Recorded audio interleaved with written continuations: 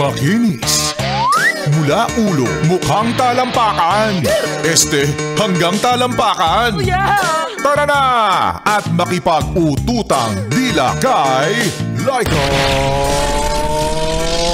Barista!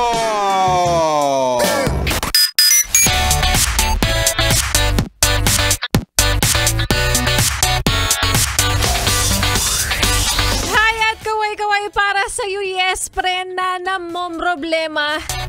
But this time, hindi dahil sa pera. Pero dahil sa mga oras na ito nanginginig ka, hindi ka makausap ng maayos kasi nawawala mo ang Tupperware ni Mama.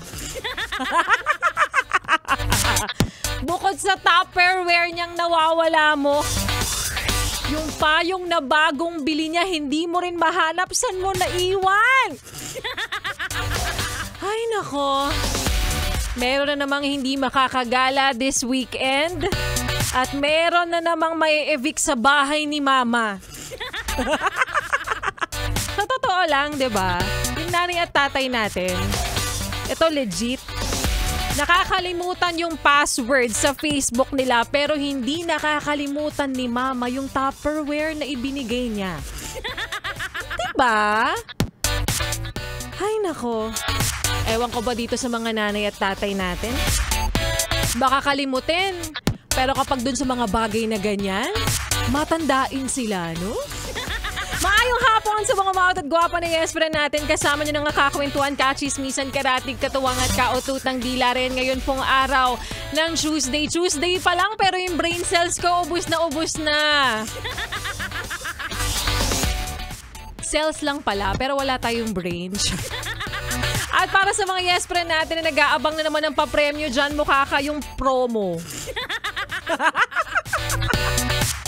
Siyempre, tulad ng sinasabi ko nitong mga nakaraang araw, yes, pre, ang kailangan mo lang gawin ay makinig sa programa ng mga DJs ng 101.1 Yes FM para manalo ng 500 pesos para po sa aming...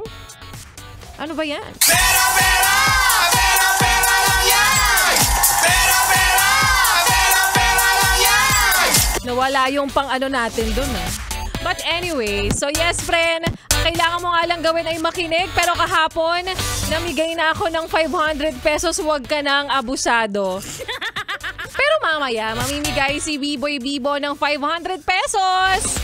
Ayan ha, ni-reveal na natin yung next DJ na mamimigay. Dahil kanina nga namigay si Sexy Megan. Kaya naman congratulations kay Julis Adolfo. 500 pesos agad-agad ang kanyang natanggap. Oo. Alam mo yes, friend, simpleng-simple lang naman yung paraan para ikaw ay manalo at para ikaw ay sumali.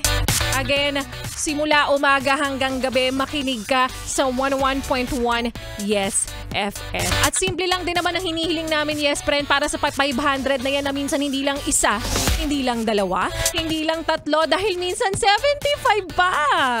Wow. 75? Araw-araw kaming namimigay. Kaya para sa iyo, yes, friend, ang lambing ko lang naman pabalik.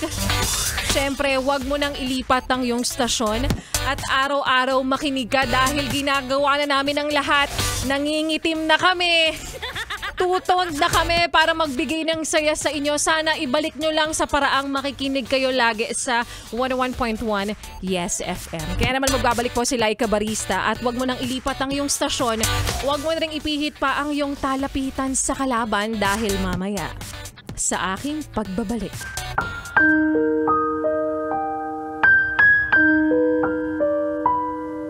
Maghihintay ako kahit gaano pa yan katagal. Ganyan yung sinasabi mo sa taong sinasabing hindi pa siya handa. Pero paano kung alibay niya lang to? Pero ang totoo, hindi ka naman talaga niya gusto. At yan nga, yes, pre, ng kwento na ating mapapakinggan mamaya sa aking pagbabalik para po sa ating Laika Barista Moments. Kaya naman ituloy pa natin, yes friend, ang pakikinig mo sa mga solid nating kantahan. Kaya pahapyawan ko lang yung mga yes friend nating manggagamit na unang-una sa listahan na nagpapabati ngayon. Happy listening sa mga yes friend nating basang-basa na naman ngayon. Si Sarinas Ronald, si Joshua Levardo.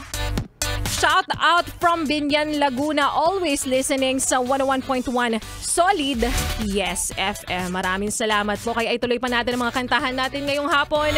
Kasama ang susunod nating kanta na para sa iyo umaasa. Wag na!